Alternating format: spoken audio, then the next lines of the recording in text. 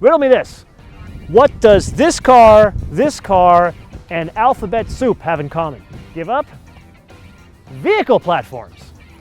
Today we're going to learn how the alphabet soup, that is MQB, relates to these two vehicles and how it transforms the concept of shared platforms to shared toolkits. So with that, we're going to bring in my friend Nick Uhas of the science channel Nikipedia to explain it to us.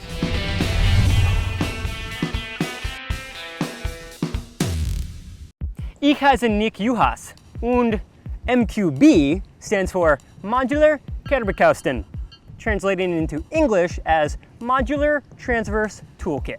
MQB is Volkswagen Group's modular vehicle architecture strategy for its transverse-mounted front-engine, front-wheel drive vehicles, like this one. MQB uses a toolkit of shared components across a wide variety of platforms, like sharing a common engine mounting core across all drivetrains. So not exactly MQB, but there are two engines that are available here. There's a 1.8-liter four-cylinder with 170 horsepower, not the one we're here to talk about.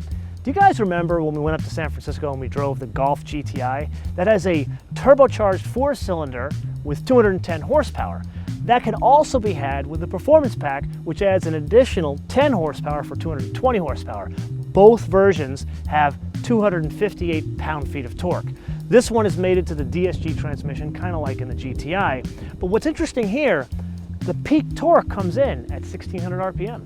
This system allows diverse models, including those across the company's many brands, to be manufactured at the same plant. By creating standardized and interchangeable parts, MQB cuts down on development time by 30%. Okay, so I know Nick talked to you guys about platforms and MQB and vehicle architecture hardpoints, but how does that translate to the way the car drives? Well, let's go do just that.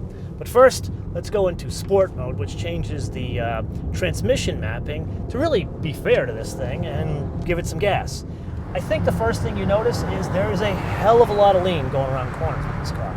Granted, it's not designed to be a canyon carving car, but you can't help but compare because the same platform or vehicle hardpoint or MQB, whatever you want to call it, serves very well in the GTI, which is significantly cheaper than this car. Okay, so this car right here, this is the new GTI. Okay. There is almost about the same. They use the same parts. There is a version of this car that is the Audi. It costs $10,000 more. Yeah. Would you rather have the Audi or this Volkswagen? This one. Really? It's really shiny too. So. Again, same platform, same moving parts. I would go with the Volkswagen. Awesome. It's cheaper. I'm not really into the brand. So it's all about, so with you, it's all about function over, it's not really a form, but really name. Yeah. Gotcha. Yeah. So you don't have a lot of Versace stuff at home, I'm assuming? No, not really. Me either. I'm all about Target.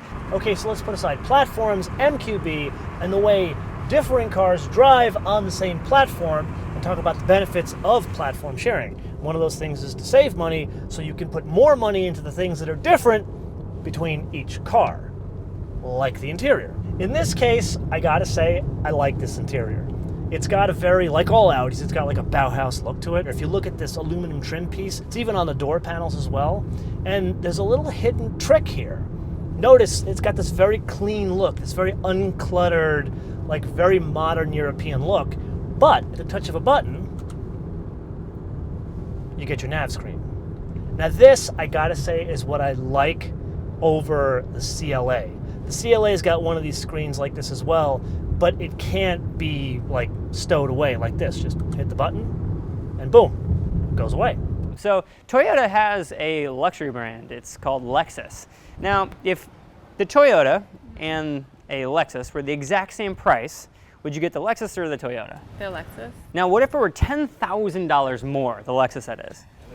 Probably just go with a regular Toyota. Would you rather have a Infiniti or a Nissan? An Infiniti. And at what stake? So let's say the Infiniti costs $10,000 more than the Nissan. No. Still go with the Nissan. I'd go with the Nissan if it was cheaper, yeah. The Lexus or the Toyota? Right now, probably the Toyota because the parts are cheaper. Okay. Now, what if the parts were identical? Like, well, then you're driving the Lexus for the badge. A couple of interesting similarities and differences between these two. So the sunroof, I know it's standard on this one, optional on this one. It looks as if it's exactly the same kit. So you got the panel, the slider, and this trim piece around. Same thing between the two, and they just kind of slide in to the roof assembly of the vehicle. But then while we're there, take a look. The A-pillar, obviously the C-pillar is completely different here, but the A-pillar is different. Most of this kind of stuff when you have platform sharing, like between the XTS, the Impala, and the Buick LaCrosse, this piece is very similar no matter how much GM has done to differentiate those vehicles. Here it is totally different. Even the angle of the line here is different than the angle of the line here. Where it meets the fender is different. This one even has a little opera window. And then I know Nick's talked about the toolkit and the benefits of being able to lengthen or shorten the vehicle. This one has a longer wheelbase, shorter wheelbase here, and you can tell the center line of the axle is here. The center line of the axle here is about 3 inches farther forward. The MQB kit will be used for a new generation of almost all cars in the Volkswagen Group portfolio. One of the first, the Mark VII Golf, or the Audi A3. Further on down the road, we'll have the Beetle, the Polo, the Passat, the Audi A1, Q1, Q3, TT, 4 crossovers, and probably some other stuff too. But I think they're holding out on me. There's one huge risk with this system. If there's a problem, it's multiplied over a multitude of cars. Now an example of a hard point. The gas tank. Notice it's in the same place on both vehicles. This is something where you see the external impact of MQB. Back to your question about the Audi and the Volkswagen, though, I mean, it would start to matter about very small things. It would start to matter about what kind of things I could get, how much I could customize the car straight from the factory.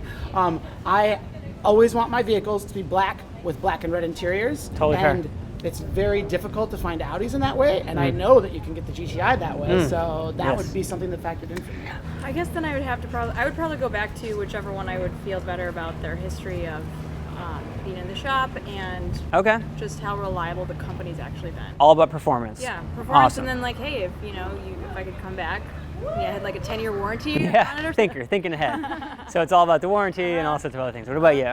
Yeah, I drive quite a bit, and I put a lot of miles on both of the cars I've had, and that's important to me. So depending on how they fare, I don't know that I could have said that before, but after going through a couple of cars, I can say that now. Okay, so this Audi Volkswagen MQB thing is all fine and good, but the A3, well, she's taken a page out of the book of, let's just say, another cousin within the Volkswagen Group family.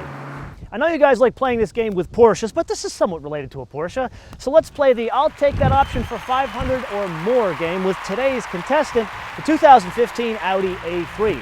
Starting base price of $32,900. I'd like to point out this is the Quattro all-wheel drive with a geared transmission. Add to that white paint, $550.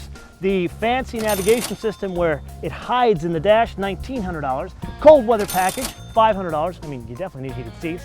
Then there's the aluminum style package, $450. Now, have you guys ever seen like a Cadillac or a Lincoln from like the mid-70s where they have designs in the wood? Think about how that looks today. This one is called the aluminum Mistral inlay, named after a Maserati. But I digress. The Audi music interface iPod cable, $350, and then you actually get a credit, $350, for the single zone climate control system for a total price of $37,195. Which begs the question, what would you buy for $37,195? Think about it, there's a lot of cars out there for that price. The Lexus IS, a low-spec BMW 3 Series, a low-spec Mercedes C-Class, definitely a CLA, an ATS. You could even shake it up completely and do a Subaru WRX STI or a Mitsubishi Evo. Let me know in the comments below or hit us up via our social networks, MotoManTV, all one word, MotoManTV, all one word, Facebook, Twitter, and Instagram. And oh, by the way, why haven't you followed me yet on Facebook, Twitter, and Instagram? So click here to watch one of our 250 other episodes, click here to subscribe, and can we ask you guys a favor? Can you watch these within the first 36 hours? Because it gets us more views, which gets us more dollars, which gets you more episodes. And of course, follow us, MotoManTV, all one word, Facebook, Twitter, and Instagram. I'll see you guys next time.